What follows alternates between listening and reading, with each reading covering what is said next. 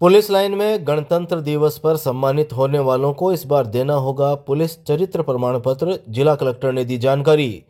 चूरू जिला मुख्यालय पर 26 जनवरी को पुलिस लाइन मैदान में होने वाले जिला स्तरीय सम्मान समारोह में सम्मानित होने वालों को आवेदन के साथ पहली बार पुलिस चरित्र प्रमाण पत्र भी देना होगा। जिला कलेक्टर अभिषेक सुराणा ने रविवार शाम 5 बजे करीब जानकारी देते हुए बताया कि पात्र और नई प्रतिभाओं को जिला स्तर पर सम्मानित करने के लिए इस तरह की गाइडलाइन बनाई गई है। गाइडलाइन के अनुसार सम्मानित करने की प्रक्रिया से बेदाग छवि और काबिलियत रखने वालों का सम्मान हो पाएगा। गाइडलाइन के अनुसार इस बार जिला स्तर पर पहले सम्मानित हो चुके व्यक्ति का आवेदन नहीं लिया जाएगा। आवेदन करने वाले को इससे पहले सम्मानित नहीं होने का शपथ पत्र लगाना होगा। सरकारी अधिकारी और कर्मचारी के सम्मान के लिए आवेदन के साथ 7 वर्ष की एसीआर से कम 2 वर्ष की एसीआर अच्छा और बहुत अच्छा होने का प्रस्ताव भेजना होगा।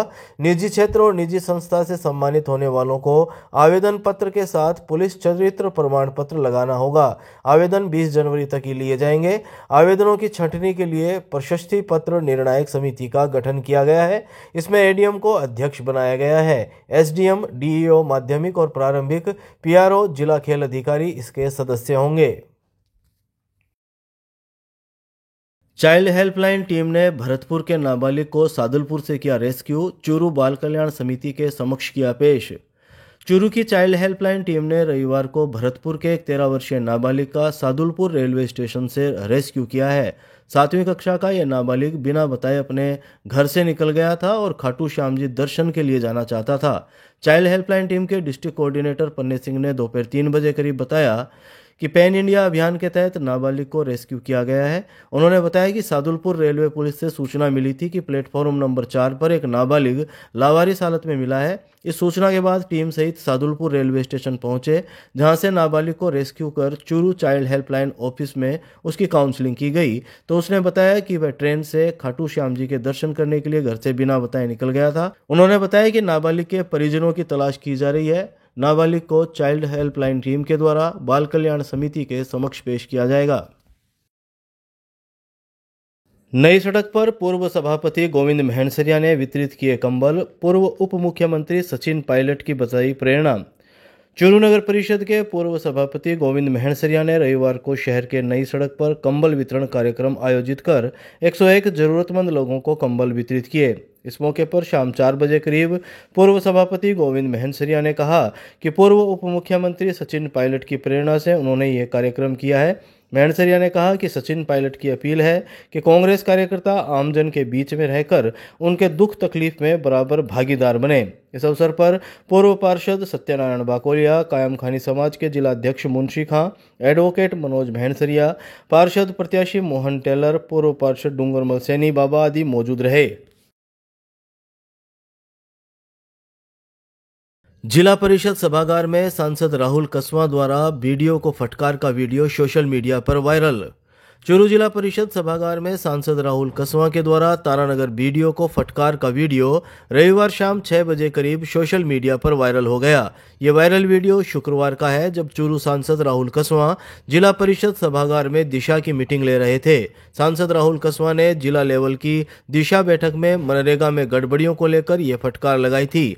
वायरल वीडियो में एमपी कसवां कह रहे हैं कि यह आपके घर का पैसा है क्या जो इस तरह बांटोगे? एक सरपंच को करोड़ों रुपए कैसे दे दिए? इसने करप्शन किया है, ये आप कहते हो हमने जांच करवा ली और आप हमारी आपकी ऑडेसिटी देखिए कि आप लिखित में हमें देते हो कि हमने जांच करवा ली तो कुछ भी गलत नहीं पाया गया। और एक सिटिंग प्रधान उसी पंचायत समिति का he is talking in front of you. I don't think आपको क्या करना चाहिए। Action should be taken against the video कि कैसे इसने इस प्रोग्राम को एग्जीक्यूट कर दिया। किसके भरोसे बैठे हुए हम? आप प्रधान जी रुपए बात वीडियो साहब, ये पैसा आपका घर का है, आप बांटोगे पैसे को? तो आप सारे ये लोग जो तारानगर तहसील जनता है ये पागल है? आपका वेट करेंगे हम? आप एक आदमी साथ मिलकर पैसे बांट रहे हो देश के। 14 करोड़ रुपए दे दिया अपने सरपंच को। कौन है सरपंच? वो कोई नहीं। 14 करोड़ रुपए सर ये एक टाइम। अरे आपकी जिम्मेदारी है कि सभी पंचायत समिति को पंचायतों को आप बराबर में साथ लेकर चलें। ये पैसा 300 करोड़ रुपए डिस्ट्रिक्ट में आता है। कल को तो कोई कह देगा कि मैं तो 150 करोड़ में ले जाऊंगा सुजानगढ़ में, मैं ले जाऊंगा 200 करोड़ राजगढ़ में, घर की दुकान है अपनी। रतनगढ़ में एक ऊंट ने युवक पर किया हमला, घायल को लाया गया चूरू जिला अस्पताल। चूरू जिले के रतनगढ़ में रविवार को ऊंट को पानी पिलाने गए 20 वर्षीय युवक पर ऊंट ने अचानक हमला कर दिया। ऊंट ने युवक का हाथ मुंह में पकड़ लिया और युवक को उठाकर दूर पटक दिया। ऊंट के हमले से घायल युवक के हाथ में गंभीर चोटें आई, जिसको परिवार के लोग पहले रतनगढ़ अस्पताल फिर चूरू के राजकीय भरतिया जिला अस्पताल के आपातकालीन वार्ड लेकर पहुंचे। रतनगढ़ के पिंजरापोल निवासी डाले देवी ने दोपहर करीब 2 बजे जानकारी देते हुए बताया कि उसका 20 वर्षीय बेटा कालू रविवार को घर में ऊंट को पानी पिलाने के लिए गया था। ऊंट के आगे पानी रखते समय ऊंट ने कालू के हाथ को अपने मुंह से पकड़ लिया। ऊंट ने कालू को ऊपर उठाकर दूर पटक दिया। ऊंट के हमले से कालू के हाथ में गंभीर चोट आई, हाथ लहूलुहान हो गया। गंभीर हालत में कालू को परिजन ने उसे अस्पताल में भर्ती कराया, जहां प्राथमिक इलाज के बाद उसे चूरू के राजकीय भरतिया जिला अस्पताल रेफर किया गया। फिलहाल कालू का चूरू के राजकीय भरतिया अस्पताल में इलाज जारी है।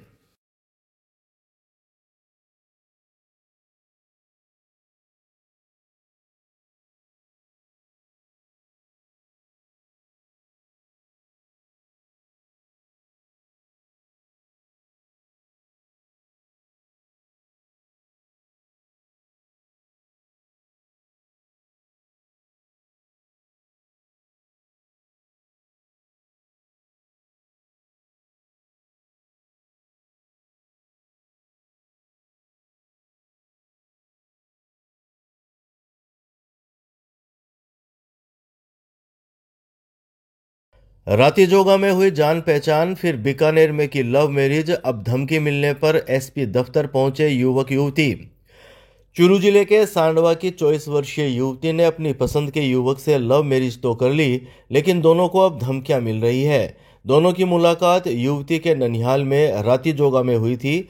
सांडवा की सुमन का प्रेमी उसका हम उम्र ही है, लेकिन वह उससे 4 गुना ज्यादा पढ़ा लिखा है। महज तीसरी पास सुमन पर नरेंद्र के प्यार का रंग इस कदर चढ़ा कि उसने उसके लिए घर परिवार और नाते रिश्तेदारों सबसे दुश्मनी मोल ले ली।